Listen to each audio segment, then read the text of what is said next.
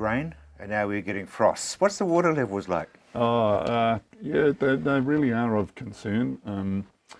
We very much depend for groundwater replenishment for irrigation on rainfall recharge. That is what gives us rises in groundwater levels to set us up for the next irrigation season. And this year we've got record groundwater levels all across Canterbury, all the way from up north of the Waimakere River and all the way down south of Ashburton and that area down there. So we've got extremely low groundwater levels, and the irrigation season went until the 18th of May. So we were still irrigating on the 18th of May, which is just sort of unprecedented. I mean, the number of clients we've had that have said, I've never irrigated in May, ever. Normally, by the beginning of May, you're screaming at people saying, "Turn the switch off." That's right. Well, they simply had to irrigate. So that, while that wasn't a lot of water, it was a very long season, and a lot of groundwater has been used. So you superimpose that on top of the fact that we had virtually no rainfall recharge in the winter of 2015. And we didn't have a big rainfall recharge in 2014. So we've had two winters in a row now where we've had very little groundwater recharge from rainfall. And right now we're looking at a very similar pattern again this year. I mean, you mentioned Canterbury. Is it just Canterbury, or is it the whole country? If you go into places like parts of the eastern Wairarapa, they're still very bad in there. Go up through North Canterbury, head up towards Kaikoura and Picton, those sorts of areas. Their groundwater systems are not in that great a shape either.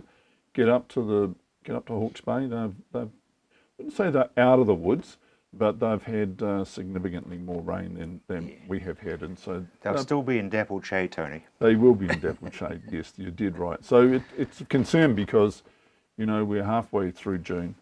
You're looking at having your recharge happening now, so that it's sitting there waiting for use in case we have to start up somewhere in the latter part of August, for example, or the early part of September. So there aren't a lot of weeks looking out in front of us to get another really significant rainfall event on the plains, because we need it on the plains no matter where you are, whether you're in the Wairarapa or Marlborough or in Hawke's Bay or in Canterbury. We need it on the plains to get those groundwater levels in.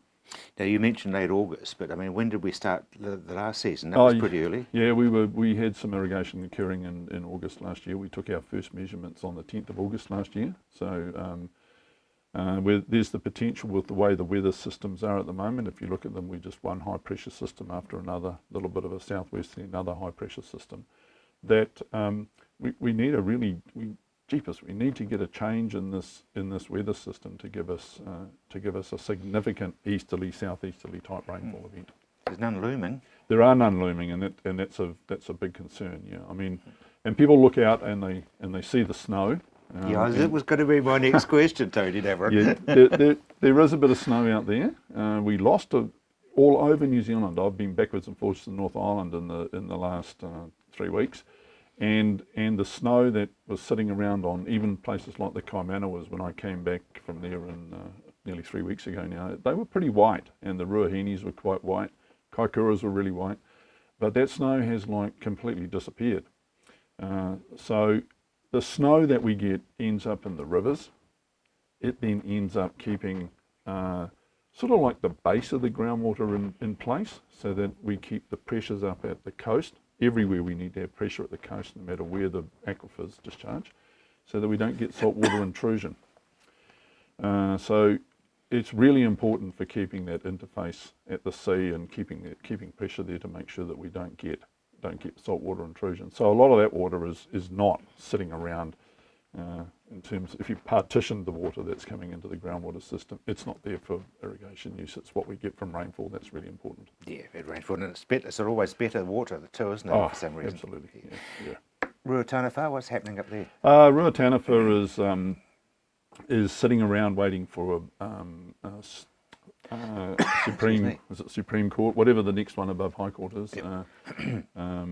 Forest and Bird appealed the decision of High Court, and it's a matter of law, so we're just waiting for that to get sorted. There is an institutional investor. The farmers have all signed up for the minimum amount of water they needed for it to press the green button. So we really are seriously just waiting for the High Court case to be finished. So the Supreme Court case to be heard and a decision come out of that for it to happen. In the meantime, Central Plains is quietly moving on with... Yes, it is. Central Plains is quietly moving on. I mean, there's a real push on at the moment to get people signed up for stage 2.